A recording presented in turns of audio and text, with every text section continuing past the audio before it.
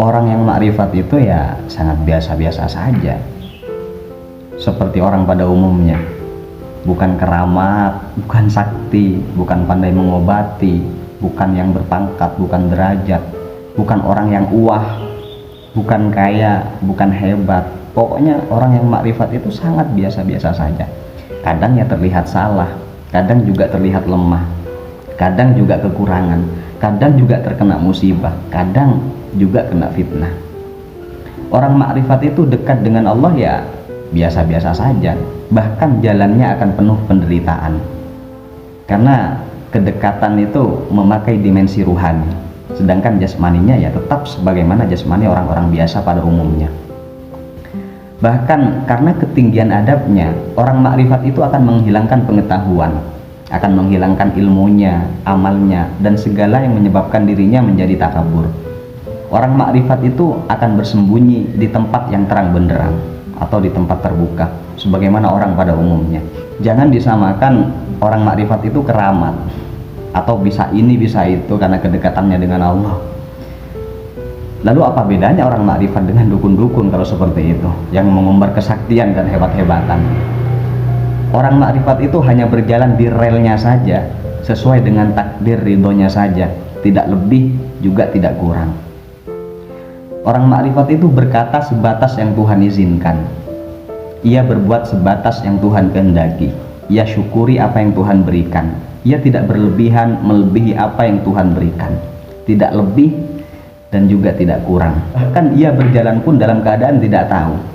Karena orang makrifat itu senantiasa menghilangkan keakuan dirinya.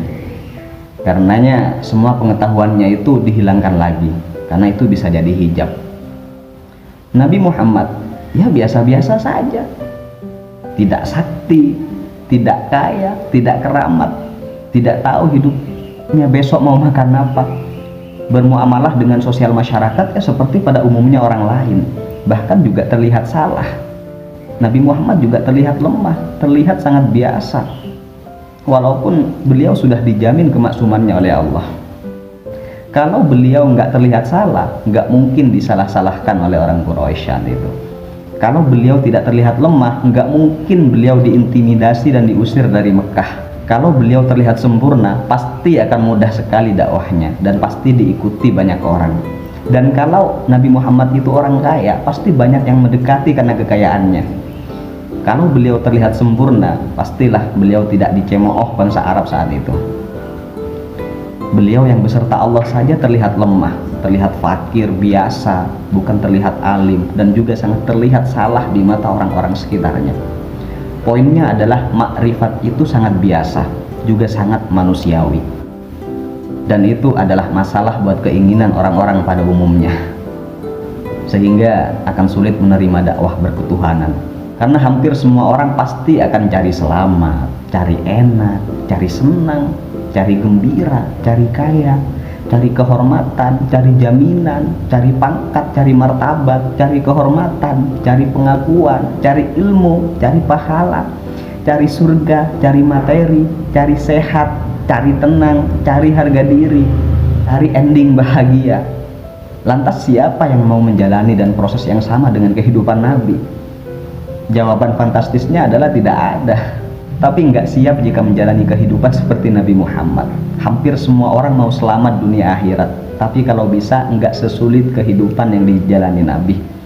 Itulah hijab yang membuat kita nggak pernah maju-maju, karena masih takut ini dan itu, karena ini dan itu, harap ini dan itu.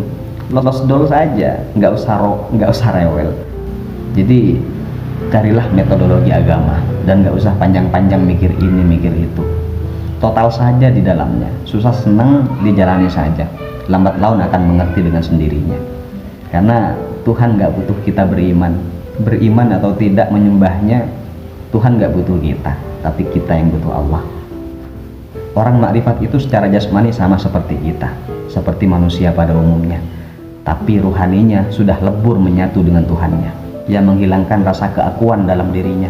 Karena pada hakikatnya kita memang bukanlah diri, kita hanyalah cipratan dari diri yang sejati.